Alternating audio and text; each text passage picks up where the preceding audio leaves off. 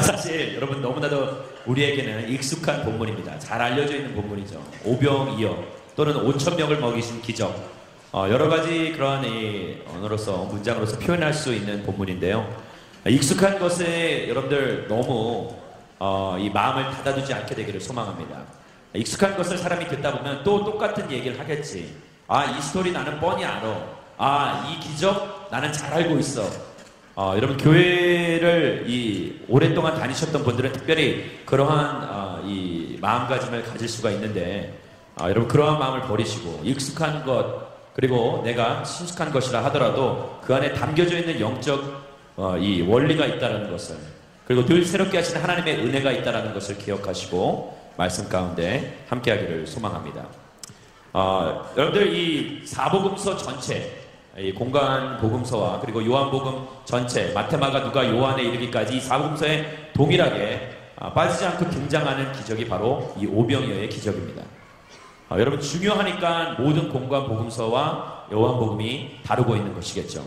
그만큼 이 예수님의 사역에 있어서 기적 사역에 있어서 뺄래야 뺄 수 없는 핵심적인 사역이 이 5,000명을 먹인 사건 그리고 오병이어 5개 보리떡과 그리고 2마리의 물고기 사건인 것입니다. 오늘 이 말씀을 통하여서 도대체 이 모든 공간복음서가 똑같은 내용을 다루고 있지만 다른 각도에서 다른 관점에서 조금 깊게 살펴보기 때문에 오늘 누가복음의 각도에서 누가의 복음의 저자인 누가의 관점에서 이 말씀을 좀 깊게 살펴보기를 소망합니다. 말씀을 보시면은 우리 10절 말씀에 예수님께서 자기 자신의 제자들을 이 곳곳으로 보내시고 그들이 이제 이 선교여행, 전도여행을 갔다가 다시 돌아와서 예수님에게 이제 보고를 하는 그러한 상황입니다. 그러면서 했었던 일들, 일어났던 일들, 놀라운 간증거리들을 가지고 예수님 앞에 정말 나타나서 예수님 앞에 이런 일들이 있었어요, 저런 일들이 있었어요 라고 보고를 하는 그러한 상황이죠. 그런 가운데 예수님께서는 그들을 따로 데리고 별도로 데리고 벳세다로 가서 그들에게 이제 수고했기 때문에 그들이 지금 열심히 하나님의 나라와 영광을 위해서 뛰었기 때문에 그들에게 이제 안식과 쉼을 허락하기 위해서 벳세다라는 그런 한적한 곳으로 향하고 있는 와중입니다. 그러나 11절의 말씀에 보시면은 이 사람들이 여기서 사람들 무리들이라고도 이야기하죠. 그런 사람들이 이 사실을 알아채고 예수님께서 가신다 벳세다라는 마을로 옮겨가신다라는 소식을 듣고 그들이 몰려옵니다. 그런데 11절에는 아주 재미있는 부분이 있죠. 11절 한번 띄워주시겠습니까? 예수님께서는 그들을 맞이하고 라고 하는 그런 부분이 있죠. 그리고 하나님 나라에 대해 말씀하시며 사람들을 고쳐주셨습니다 라고 이야기합니다. 여기 모인 무리들이 도대체 누구인가? 이 무리들은 다름 아닌 그 당시 많은 예수 그리스도를 쫓았던 많은 무리들 가운데 대부분의 사람들은 소외 계층의 사람들이었습니다. 이 사회에서 조금 격리되어 있고 사회에서 조금 소외받고 있었던 사람들, 아무래도 몸이 불편한 사람들, 이 장애가 있는 사람들. 오늘 특별히 우리 장애인 주일입니다. 장애인 주일에 저희들이 이러한 말씀을 통해서 보는 것은 하나님께서 그러한 사람들, 사회에서는 어느 정도 격리되고 사회에서는 어느 정도 소외된 그러한 소외계층의 사람들, 예수 그리스도께서는 그러한 사람들을 전혀 꺼리낌 없이 아무런 부담 없이 그들을 맞이하고 계신다는 것입니다. 믿으면 아멘 하시기 바랍니다. 아멘. 하나님께서는 우리를 기쁨으로 맞이하여 주십니다. 이 11절 말씀에 예수님께서 그들을 맞이하였다라는 이 부분은 원래 헬라어로 이 부분을 조금 더 살펴보시면은 그냥 맞이한다, 그냥 받아들인다라는 의미보다는 영접 그리고 접대라는 의미가 상당히 큽니다. 즉 그냥 있는 그대로 왔어? 그 정도의 의미가 아니라 환대한다라는 것이에요. 기쁨과 즐거움으로 그리고 사랑하는 마음으로 그 소외받고 격리되어 있었던 그 소외계층의 사람들을 기쁨으로 즐거움으로 사랑으로 맞이하고 환대하고 있다라는 것을 이야기합니다. 지금 제자들을 데리고 선교 보고를 받고 회포를 풀고 그리고 무엇보다도 안식과 쉼을 가져야 할 그러한 상황이죠. 몸은 지칠 대로 지쳐있고 육체가 지치면 사람이 영적으로도 좀 짜증이 나게 되어 있습니다. 잠을 자지 않는 사람들이 크랭키해지죠. 조금 이렇게 짜증이 나고 쉽게 불쾌함을 드러내는 것. 모르겠어요. 여러분들 아닌가요? 예, 잠을 많이 주무시는 것 같아요. 예, 잘 모르겠습니다. 그런데 중요한 것은 그러한 이 마음가짐이 있는 상황 가운데서 그러한 이 좋지 않은 조건 가운데서 예수님께서는 그들을 찾아오는 그들을 홀대하지 아니하시고 그들을 외면하지 아니하시고 모두 다 맞아들이는데 한두 명이 아니라는 거예요. 성경은 뭐라고 이야기하고 있습니까? 14절의 말씀을 보시면은 남자만 5,000명이 된다고 이야기합니다. 그러면 대략 이 신학자들이 입을 모아서 이야기하는 것은 10,000명에서 15,000명, 최대 20,000명까지도 이 예측이 가능하다라고 이야기하는 것이죠. 왜냐? 여기서 남자라고 이야기하는 것은 성인 20세 이상의 사람들만을 이야기하고 있기 때문입니다. 그렇게 수많은 사람들이, 그렇게 큰 무리가 예수 그리스도를 쫓아서 벳세다라는 마을까지 쫓아왔다라는 거예요. 놀라울 만한 일이죠. 나라가, 민족이 흔들릴 만한 그러한 사건을 지금 예수님께서는 일으키고 계신 것입니다. 그런 가운데 그 수많은 사람들이 그를 찾아서 그에게 왔을 때 예수님께서 그들에게 하신 것은 무엇이냐? 11절 말씀해 보시면은 하나님 나라에 대해 말씀하셨다라고 이야기합니다. 예수님의 바램, 이 땅 가운데 예수님께서 오셔서 그가 원하신 것은 딱 하나입니다. 하나님 나라에 대한 선포입니다. 할렐루야. 네. 여러분, 세례 요한이 이 땅 가운데 와서 가장 그가 외쳤던 그 선포는 무엇입니까? 회개하라, 천국이 가까웠다라는 것입니다. 마찬가지로 예수님께서 그의 공생의 삶 가운데서 가장 먼저 선포하셨던 말씀은 무엇입니까? 회개하라, 하나님의 나라가, 천국이 가까웠다라는, 천국이 임했다라는 그러한 동일한 말씀을 선포하시는 것입니다. 예수님의 이 사역 가운데 있어서 우리가 모든 것을 한마디로 썸업하자면은, 한마디로 요약하자면은 하나님 나라에 대한 선포, 그리고 그 말씀으로만 선포한 것이 아니라 직접 그는 하나님의 나라를 실천적으로 살아가시면서 몸소 실현하고 보여주셨다라는 거예요. 그것을 증명하는 구절이 바로 11절, 저와 여러분들이 읽었던 구절이죠. 11절 후반부에 보시면 하나님 나라에 대해서 말씀하신 것만이 아니라 실천적인 부분, 그 하나님의 나라를 실현하시기 위해서 뭐라고 이야기했냐? 사람들을 고쳐주었다라고 이야기하는 거예요. 이 고쳐주었다라는 이 헬라어도 마찬가지입니다. 그들의 필요를 알고 있다라는 것이죠. 그냥 무작위로 그냥 다가가서 뭐 고친 것이 아니라 그들의 가장 육체적인 필요, 영적인 필요를 아시고 하나님 나라가 이러한 것이다라는 것을 가르치고 선포하며 그들의 육적인 필요도 하나님께서 채워주시고 공급해 주셨다라는 거예요. 이것이 바로 우리의 하나님이신 것입니다. 사랑하는 여러분, 오늘 저희가 거룩한 주를 찾을 때 추상적인 의미로, 어떤 개념적인 그런 의미로서 주님을 찾는 것이 아니라 이곳에 나와서 그냥 어떤 신적인 존재, 특별한 존재, 우월한 존재가 있기 때문에 그에게 와서 그냥 신세 풀이하고 한탄하다가 그냥 뭐 이런저런 넋줄이 이야기하다가 이런저런 이야기하다가 돌아가는 것이 아니라 우리는 살아서 역사하시고 우리의 필요를 아시고 채워주시는 능력 있으시고 권능이 있으신 그 살아계신 하나님을 믿고 섬기는 백성들임을, 그래서 우리가 오늘 이 자리에 나와서 예배하고 있는 것임을 다시 한번 깨닫게 되기를 주의 이름으로 축원합니다. 여러분, 이곳은 주상적인 의미, 주관적인 개념에 의해서 왔다가 그냥 잠깐 졸다가 가는 것이 아니라, 잠깐 왔다가 그냥 좋은 이야기 듣고 돌아가는 것이 아니라, 남들 다 일어나서 박수 한번 치고 조금 울다가 기도하다가 그렇게 돌아가는 것이 아니라 이 자리는 살아계신 하나님을 만나고 대면하는 자리라는 것입니다. 하나님은 그러한 마음가짐으로 당신의 백성들을 위로하시고 그러한 마음가짐으로 모든 이들을, 이 땅에 있는 당신의 백성들을 품으시는 분이 우리의 하나님이라신 것입니다. 하나님 나라의 기적, 하나님의 거룩한 꿈, 하나님의 이 나라를 실현하기 위하여서 하나님께서는 우리를 당신의 도구로 세워주셨습니다. 할렐루야. 제자들을 세워주셨고, 그리고 이 땅 가운데 교회를 통하여서 하나님의 나라의 실현을 꿈꾸시며 소망하시는 예수 그리스도. 그렇다면 우리가 그 하나님의 나라의 기적에 동참하기 위하여서 필요한 것이 무엇인가? 말씀을 조금 더 깊게 살펴보겠습니다. 하나님 나라에서의 기적의 출발점은 긍휼입니다. 따라해보겠습니다. 하나님 나라에서 기적의 출발점은 긍휼입니다. 여러분, 이 긍휼한 마음을 예수 그리스도께서는 가지고 계셨다는 것입니다. 이 긍휼의 시각을 우리는 개발해야 된다는 것이죠. 사람들을 보고 그들의 필요를 볼 수 있어야 한다는 거예요. 그들을 보면서 가슴 아파해야 하고 안타까운 마음이 있어야만 한다는 것입니다. 그러나 사람들은 자기가 원하는 것만 보이게 되죠. 자기가 원하는 것, 자기가 뜻하고 바라는 것, 자기가 추구하는 것들에만 집착하게 되어 있는 것입니다. 이 말씀을 보면서 저는 이런 생각을 했습니다. 긍휼이란 도대체 무엇일까? 긍휼이란 그냥 우리가 이 생각하는 연민, 우리가 그냥 느끼는 그냥 안타까운 감정 그 이상의 것이라는 것이에요. 긍휼이란 고통을 함께 느끼는 것입니다. 느낀다고 이야기해서 감정적인 요소만 거기에 개입되어 있는 것이 아니라 내 마음 자체가, 내 몸 자체가, 내 인생 자체가 같이 흔들리게 된다는 것을 의미하는 것이죠. 지각의 차원에서 공감하는 그런 감정적 요소를 뛰어넘어 실천적인 공감으로 가는 행동이 뒷받침되는 것, 그것이 바로 긍휼이라고 이야기할 수 있는 것입니다. 쉬운 것을 굉장히 어렵게 얘기했어요.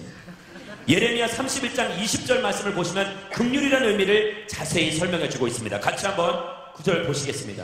예레미야 31장 20절 말씀입니다. 없나요? 제가 읽겠습니다. 에브라임이 내 사랑하는 아들이 아닌가? 내게 기쁨을 주는 자식이 아닌가? 내가 그를 자주 책망해 말하지만 아직도 그를 기억한다. 자, 이 부분입니다. 잘 들으십시오. 그러므로 내 창자가 그로 인해 고통을 받으니 내가 분명 그를 긍휼히 여길 것이다. 여호와의 말이다. 여기서 이야기하고 있는 창자가 그로 인해 고통을 받는다. 나 이 창자가 이 라헬이라는 이 히브리어로 이 내 안에서의 이 모든 내면의 모든 고통, 이것이 쥐어짤 정도로의 아픔과 슬픔이 있는 것을 이야기하는 것이죠.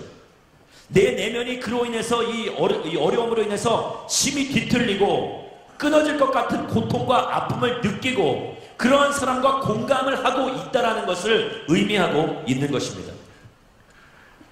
여러분, 이런 긍휼의 마음, 이것이 바로 예수 그리스도의 마음이요, 이것이 바로 예수 그리스도께서 긍휼의 결정체라고도 이야기할 수 있는 그 십자가상에서 보여주신 그러한 태도요, 그러한 삶이라는 것을 우리는 말씀을 통해서 볼 수 있는 것입니다. 긍휼의 마음을 품으십시오. 긍휼의 마음이란 더 나아가서 그의 필요를 온전히 깨우치게 알게 된다는 것이죠. 실존적인 그냥 어려움을 돌보셨다라는 것을 이야기하고 있는 것입니다. 예수님께서는 이 말씀을 가르치실 때도 일방적으로 선포하신 것이 아니라 대화의 방식을 요구하셨어요. 하나님께서는 그들의 필요, 그들의 감정적인 부분도 터치하시기 위하여서 자연스럽게 대화를 유도하면서 그들을 고쳐주셨던 것이죠. 대표적인 케이스가 요한복음 4장의 말씀을 보시면 수가성 여인 또는 운물가의 여인, 사마리아의 여인의 이 예를 통해서, 말씀을 통해서 우리가 알 수 있는 것입니다. 그 여인의 아픔, 육체적인 신체적인 아픔, 환경적인 요소로 인해서 이 받는 그 고통보다 더 나아가서 그의 내면의 깊은 속, 뿌리 깊은 곳까지 자리 잡고 있는 그 상처를, 그 쓴뿌리를 건드려 주시고 그것을 깨끗이 해소시켜 주셨다라는 것. 예수 그리스도께서 바로 그러한 분이라는 것을 다시 한번 알게 되기를, 우리의 내면을 깊게 만져주시는 그 하나님을 오늘 이 시간 만나게 되기를 주의 이름으로 축원합니다. 세상은 깊은 곳에 들어갈 수가 없는 거예요. 표면적인 곳에서 놀 수밖에 없는 것이에요. 사람은 한계가 있기 때문입니다. 그러나 우리의 영이시고 살아계신 그 하나님께서, 그가 우리 가운데 다가오셔서 우리의 가장 깊숙한 그 이 은밀한 곳까지 우리를 만져주신다라는 거예요. 사랑하는 여러분, 그렇기 때문에 그는 영적인 의사라고도, 영혼의 의사라고도 이야기할 수 있다는 거예요. 여러분들의 아프고 슬픈 영혼들, 그 영혼들을 영혼의 의사 대신 예수 그리스도의 거룩한 성령의 메스 앞에 여러분들의 자신을 맡기고 의탁할 때 거룩한 치료가 일어날 수 있다는 것이에요. 할렐루야. 오늘 자매님의 그 귀한 간증을 통해서 우리가 보았어요. 하나님의 살아계심을. 어떻게 그렇게 하나님의 당신의 백성의 심령을, 상한 심령을 어루만져 주시고 고쳐주실 수 있는 것인가? 사람이 할 수 없는 그런 것들, 그 어떤 이 세상의 어떠한 것들도 할 수 없는 그러한 일들을 하나님께서는 이루어 내신다라는 거예요.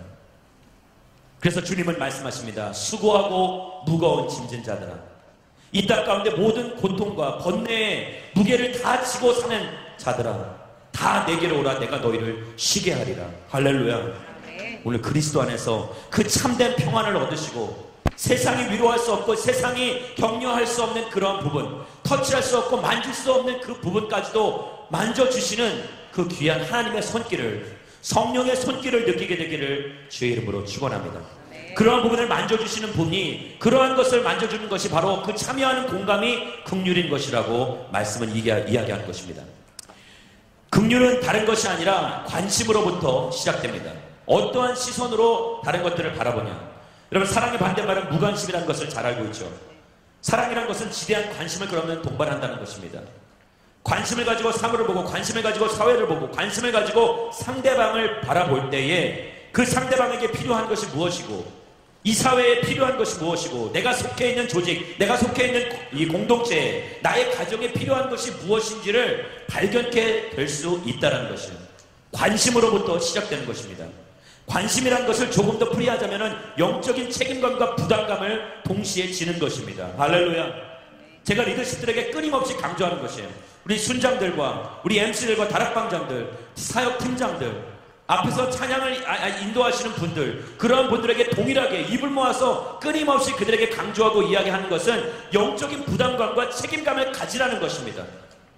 제가 이래봬도 겉보기에는 곱게 온실안의 화초처럼 안에서 자란 것 같이 곱게 보이지만 사실 많은 이 험한 삶을 살아왔어요.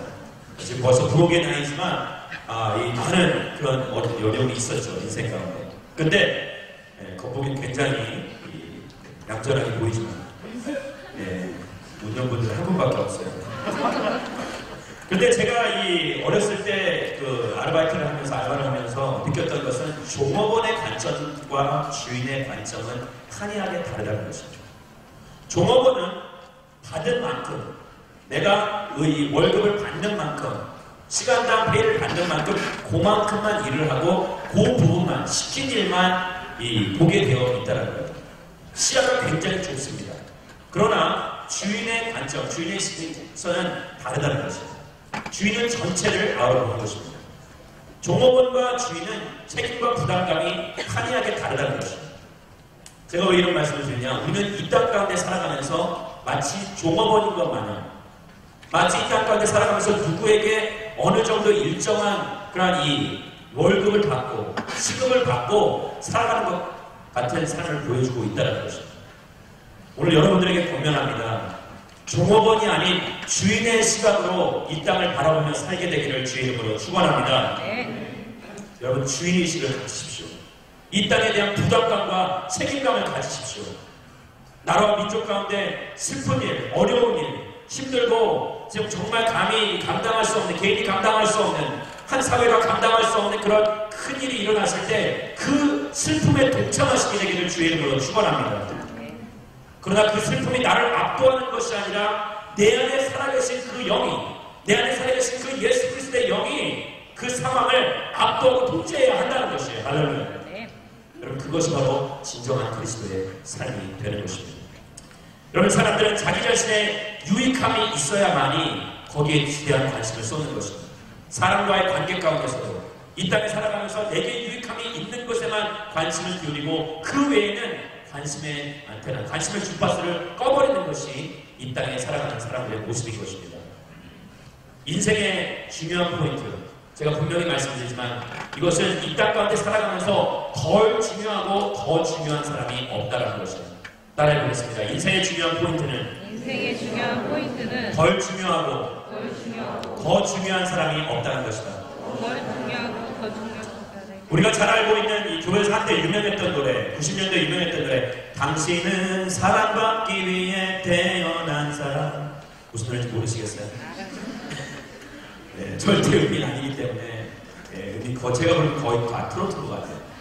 그런데 그 유명한 노래를 들으면서 많은 사람들이 큰 감동을 받고 도전을 받고, 정말 나는 특별한 존재이구나를 깨닫게 되고, 자존감이 회복되고, 자아가 다시 새롭게 형성되고, 놀라운 기적의 일들이 일어났죠. 그러나 어떻게 보면 이 노래를 통하여서 많은 사람들이 그런 자기 자존감을 다시 세우고 하나님 앞에 온전히 세움받게 된 것도 있겠지만, 또한 더 나아가서 사람들을 더 힘들게 하였다, 교회를 더 힘들게 하였다라고 저는 또 생각합니다. 왜냐면 이 노래를 받으면서 엉뚱한 시각으로 자기 자신을 바라보는 거예요. 나는 특별한 존재. 이 노래의 의미는, 그리고 이 노래의 원래의 이 전제는 하나님의 거룩한 말씀, 나의 특별한 백성, 그렇죠? 사랑하는 아들딸. 근데 그 참된 의미는 나보고 특별하다고, 나는 무엇감을 가지고 세상을 깔보는 것이 아니라, 그러라고 하나님께서 그 말씀과 그 노래를 우리에게 주신 것이 아니라, 그런 말씀과 그런 노래는 다름 아닌 다른 사람도 그렇게 특별한 존재라는 것을 너희가 알라라는 것입니다. 이 땅에 살아가면서 하나님께서 우리 가운데 주신 가장 큰 두 계명 중에 두 번째 계명이 무엇입니까? 내 이웃을 내 몸과 같이 사랑하라. 따라해보세요. 내 이웃을 내 몸과 같이 사랑하라. 내 이웃을 내 몸과 같이 사랑하라. 주님이 주신 그 두 번째 가장 큰 계명, 그 계명이 이야기하고 있는 것은 다른 사람들, 다른 이웃을 나의 몸과 같이 사랑하라고 말씀하시는 거예요. 물론 건강한 자아를 갖지 못하면 다른 사람을 올바르게 사랑할 수 없다는 것이죠. 그러나 그러한 노래, 그런 말씀으로 내 건강한 자아가 회복이 되었다면, 그렇다면 우리의 삶 가운데서 다른 사람들도 그렇게 똑같이 동일하게 특별한 존재요, 하나님이 아끼시는 그런 영적인 존재라는 것을 인식하셔야 된다는 것입니다. 내 옆에 있는 사람이 하나님 보시기에 나만큼 중히 여기시고 나만큼 귀히 여기시고 나의 사랑하는 지인들, 나의 사랑하는 가족들, 내가 평상시에 조금 깔보고 우습게 여기는 그러한 사람들조차도 하나님께서는 그들을 존귀한 나의 백성이요 자녀라고 말씀하시는 거예요. 할렐루야. 이 땅 가운데 나보다 더한 사람이 없고 덜한 사람이 없다는 것을 깨닫게 되기를 주의 이름으로 축원합니다. 하나님의 나라는 그걸 가리키고 있는 것이에요. 그 안에는 평등이 있는 것이고 그 안에는 평화가 있는 것이고 갈등이 고조되는 것이 아니라 차별이 있는 것이 아니라 그 안에는 정말 하나님의 백성이 사랑 안에서 온전히 하나됨만이 있다는 것을 말씀은 가르쳐주고 있는 것입니다.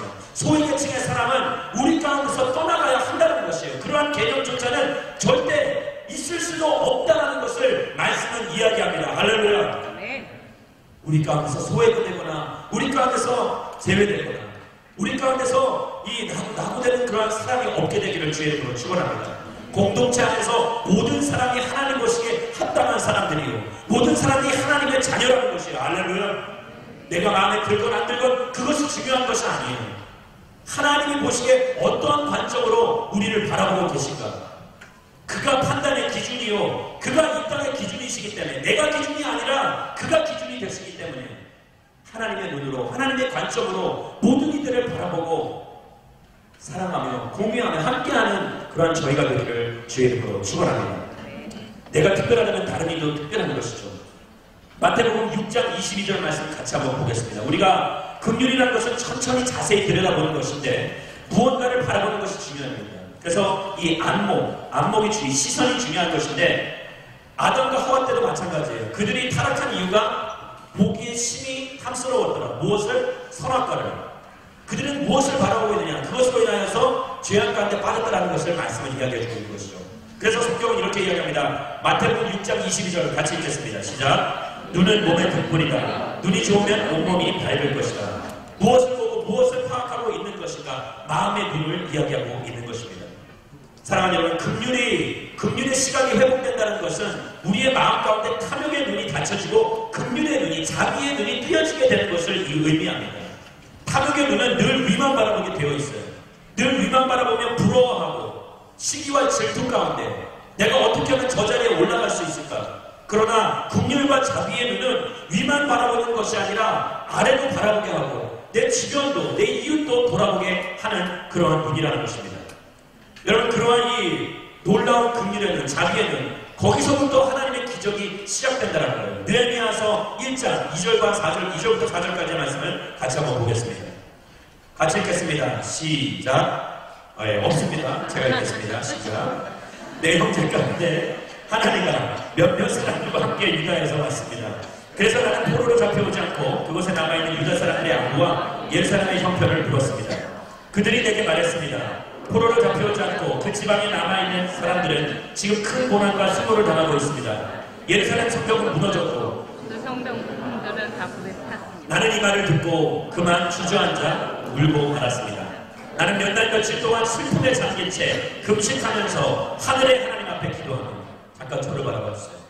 지금 이 느헤미야는 누구입니까? 술관원, 바벨론의 술관원으로서 유대인, 이방인으로서 한 나라에, 다른 나라에서 정말 최고의 자리에 올라가 있는 그런 사람입니다. 더 이상 높이 올라갈 수 없는 왕의 총애를 받고 있고 신임을 얻고 있는 그 술관원 느헤미야. 그런데 그가 어떠한 일이 벌어졌습니까? 그의 형제 하나니가 예루살렘에서, 유대에서 가져왔던 그 소식은 유대 사람들, 자기 자신의 백성들이 고통받고 슬퍼하고 있다는 그런 슬픈 소식을 가져온 것이에요. 그리고 그 소식을 접하자마자 그의 반응은 어떠합니까? 저와 여러분들이 읽었던 마지막 4절의 말씀을 보시면은 이 말을 듣고 그만 주저앉아 울고 말았습니다라고 이야기하는 것이에요. 몇 날 며칠 동안 슬픔에 잠긴 채 금식하면서 하늘의 하나님 앞에 기도하며 그들은 너무나도 안타까워한 것입니다. 도대체 왜 이런 일이 일어난 것일까? 느헤미야는 그렇게 슬픔에 잠식되었을 때 그때부터 놀라운 기적의 역사가 일어난 것이에요. 긍휼의 눈으로 자비의 눈으로 자신의 백성들을 바라보았을 때 예루살렘의 성벽을 52일 만에 재건하는 놀라운 기적을 일으켰던 것입니다. 할렐루야. 여러분들 52일 동안에 그 예루살렘 성벽을 재건하였다는 것은 이 52일이라는 것은 상당히 빠른 기록이죠. 그 당시에 기네스북이 있다면은 아마 거기에 기재될 만한 놀라운 그러한 경이로울 만한 그런 기록일 것입니다. 길이 높이는 이 5m 정도, 그리고 넓이는 1.2m, 그리고 이 길이는 4km가 되는 그런 어마어마한 성벽을 끊임없는 주변의 공격과 위협 가운데서도, 끊임없는 주변의 이웃 국가들에서 이 소란과 그런 난동 가운데서도 그들은 묵묵히 그 성벽을 52일 만에 재건하는 놀라운 기적의 역사를 보여주었다는 거예요. 기적의 역사, 사람들의 놀랍니다. 할 수 없는 일들을 이루게 합니다. 여러분, 이것은 바로 긍휼의 마음, 긍휼의 시각으로부터 비롯된다는 것을 깨달으시고, 여러분들 사물을 보시고 이 땅을 바라보시며 사회를 보시며 사람들을 보시며 긍휼의 눈으로, 자비의 눈으로 바라보시며 필요한 것을 발견케 되는, 거룩한 책임감과 부담감을 느끼게 되는 그런 저와 여러분들이 되기를 주의 이름으로 축원합니다. 그 기적의 역사가 일어나야 한다는 것입니다. 그런 가운데 예수님을 찾아옵니다. 12절 말씀을 보시면 제자들이 찾아와서 이 많은 사람들이 외딴 곳에서, 외진 곳에서 묵을 것이 없고 먹을 것이 없는데 이제 이들을 보내서 그들이 먹을 것을 스스로 찾게 하죠 라고 이야기합니다. 그들을 책임지고 싶어 하지 않는 그러한 부분이죠. 이 긍휼의 이 예수 그리스도와 어쩌면 이 비교되는 그러한 상반되는 모습입니다. 그런데 예수님께서 이렇게 답하십니다. 13절 말씀을 같이 한번 읽겠습니다. 13절 말씀입니다. 같이 읽겠습니다. 시작. 예수께서 대답하셨습니다. 너희가 그들에게 먹을 것을 주라. 제자들이 말했습니다. 저희가 한 것이나 부는 빵 5개와 물고기 2마리입니다. 이 많은 사람들을 다 먹이려면 가서 먹을 것을 사와야 합니다. 사람들은 너무 쉽게 포기하는 경향이 있습니다. 상황과 환경 안 되면 안 된다는 거예요. 돈이 없고 인력이 없다 안 됩니다. 너무나도 우리는 현실이라는 그 틀 안에 사로잡혀서 살 때가 많은 것입니다. 그러나 기적은 현실이라는 틀에 사로잡히면 절대 이룰 수 없는 것입니다. 여러분, 기적이라는 것은 이 땅 가운데 모든 것이 주어진 조건, 남들 다 이야기하고 있는 그 요구하고 있는 그 조건 안에 갇혀 있다면은 절대 하나님의 기적을, 하늘의 기적을 맛보고 체험할 수가 없다는 것이에요. 오늘 우리가 하늘의 기적을 체험하고자 한다면 이 땅이 추구하고 이 땅이 요구하고 있는 그런 외부적인 조건에 흔들리지 않게 되기를, 그것이 전부라고 착각하지 않게 되기를 주의 이름으로 축원합니다. 세상은 이야기하죠. 좋은 직장을 가지려면 무엇을 해야 된다. 좋은 삶을 살려면 이것을 이루어야 된다. 이것을 갖추어야 된다. 그러나 그런 것이 아니어도 하나님의 백성, 하나님에게 손에 붙들림 받는 당신의 기적의 도구들은 놀랍게 사용받을 수 있다는 것이에요. 할렐루야. 네.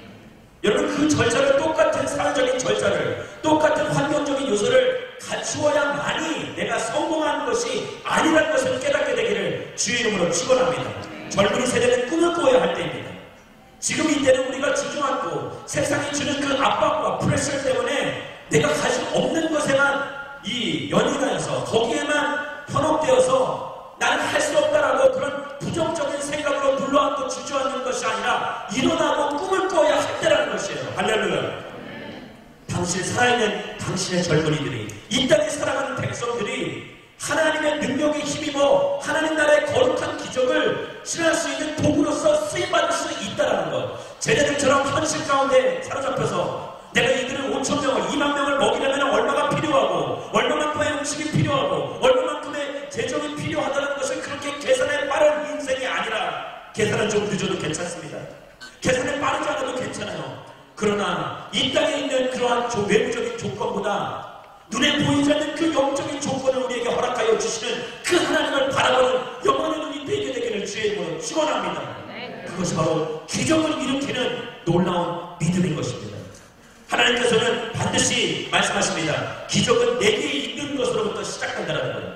우리는 우리가 없는 것에 자꾸 관심을 기울입니다. 같이 한번 읽겠습니다. 기적은 내게 있는 것으로부터 시작된다. 가능한 것을 주라. 줄 수 있는 것을 주라. 하나님께서는 무리한 요구를 하지 않으십니다. 당신의 백성들에게 기적을 일으키기 위해서 나를 너를 사용하겠다라고 이야기하시면서 우리에게 없는 것을 요구하시는 분이 아니라는 거예요. 우리에게 있는 것을 요구하십니다. 너희가 줄 수 있는 것이 무엇이니? 지금 내가 헌신할 수 있는 것이 무엇이니? 시간이니? 재능이니? 은사니? 하나님께서는 무리한 요구를 하지 않으신다는 거예요. 달란트 비유를 너무나도 잘할 것입니다. 한 달란트 받은 자가 이 주인이 돌아왔을 때 그것을 땅에다 숨겨놓고 주인이 돌아왔을 때 그것을 다시 캐서 가져와서 뭐라고 얘기했습니까? 주인님께서는 심지 않은 곳에서 거두는 사람인 줄 제가 착각했습니다. 그렇게 얘기합니다. 이 땅 가운데 살아가면서 자꾸 우리는 우리가 없는 것에 하나님께서 더 무리한 요구를 하시는 것과 같이 나는 나의 능력은 이 정도인데 하나님 너무 많은 것을 바라고 계신 것 같아요. 내가 가진 것은 5개의 보리떡과 물고기 2마리 뿐인데 5,000명, 2만 명을 어떻게 먹이란 말이야. 내가 할 수 없는 것. 거기에만 자꾸 집착하게 되어 있다는 거예요. 그러나 하나님 분명히 말씀하십니다. 말씀이 이야기하고 있는 것은 거기에 집착하게 되면 하늘의 기적을 절대 경험할 수가 없다는 거예요. 할렐루야. 내가 가지고 있는 것 그거를 드리라는 것이에요. 내가 가지고 있는 그곳에서부터 그것을 내어드림으로부터 기적은 시작된다라고 말씀을 이야기하고 있는 것입니다. 하나님께서는 고린도전서 10장 14절 말씀을 보시면 시험을 당할 때도 피할 길을 주신다라고 말씀하십니다. 할렐루야. 예수님께서는 내가 곧 길이요 진리요 생명이니 나로 말미암은 자는 아버지께로 나아갈 자가 없다고 말씀하십니다. 예수님은 우리의 인생의 길이십니다.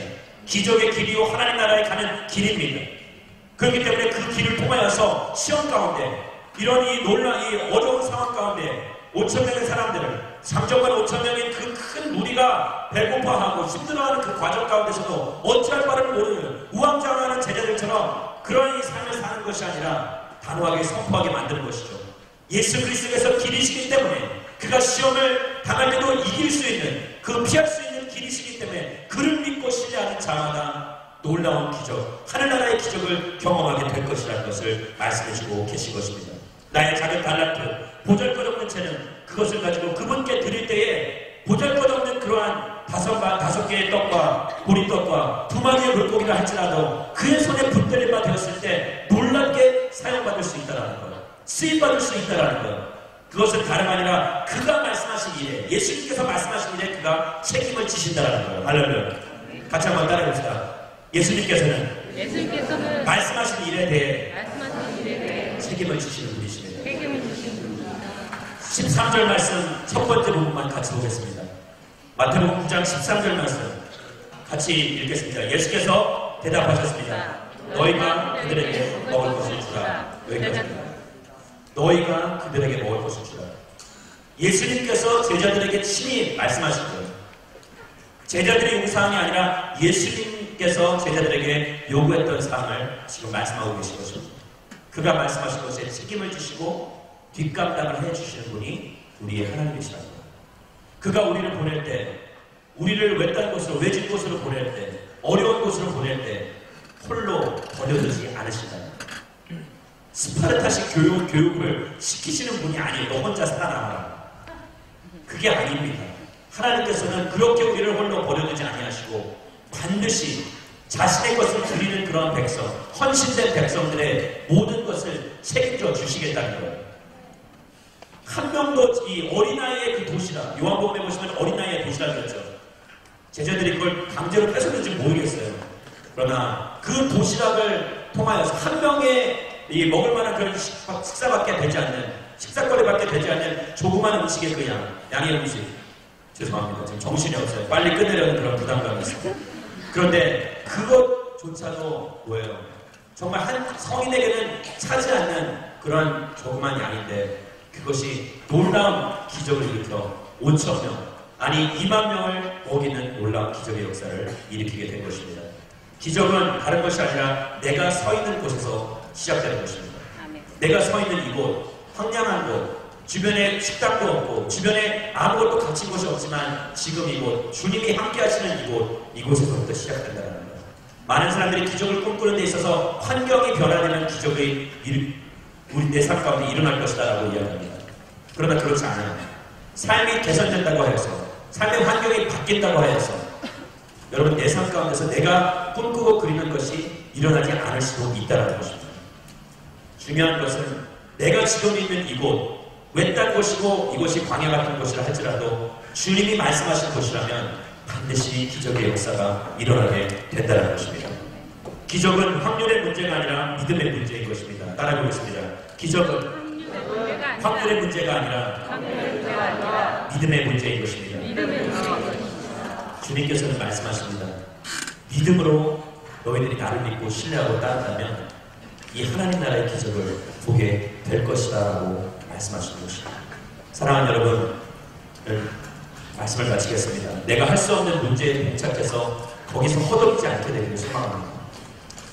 상황과 조건이 여의치 않다고 하여서 그것이 나의 삶을 짓누르고 그것이 나의 삶을 주도하고 이끌어 나의 삶을 완전히 통제해버린다면 우리는 절대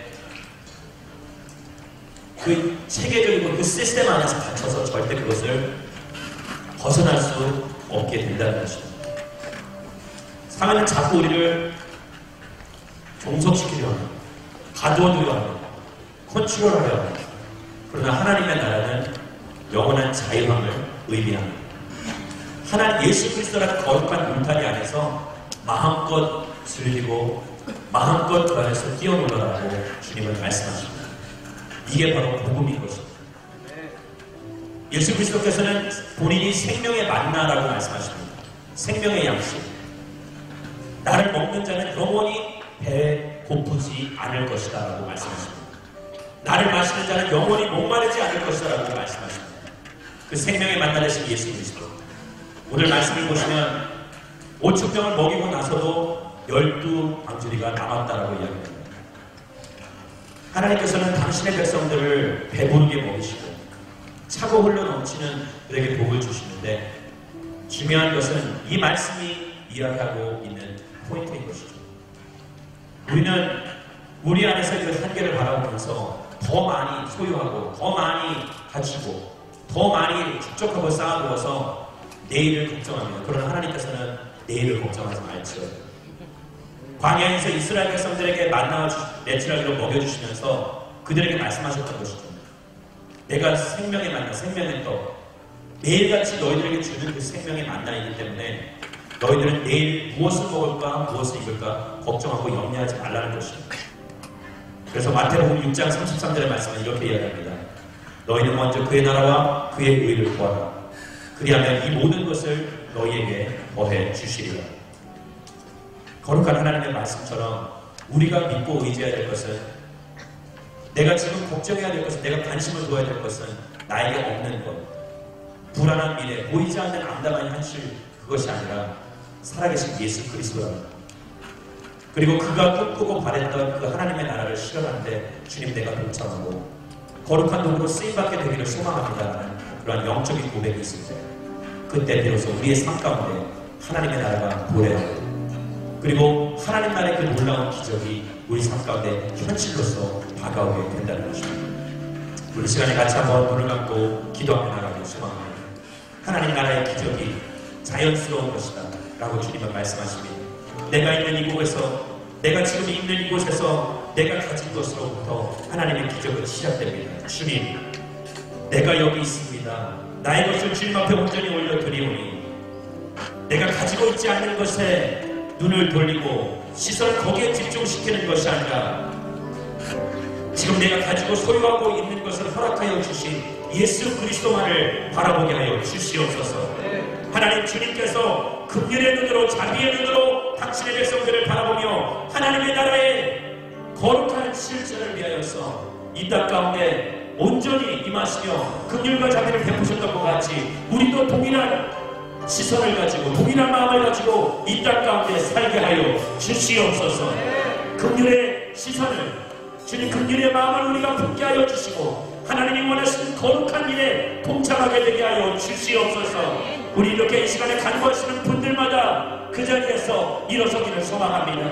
하나님, 내가 여기 있사오니 지금 내가 있는 곳에서, 내가 살고 있는 이 땅에서, 내가 살고 있는 내가 처해 있는 이 상황 가운데서 하나님 놀라운 기적의 역사를 경험케 하여 주시옵소서. 내가 있는 것을 통하여, 없는 것을 지으시는 것이 아니라 있는 것을 통하여 놀랍게 역사하여 주시옵소서. 우리 시간에 주여 한번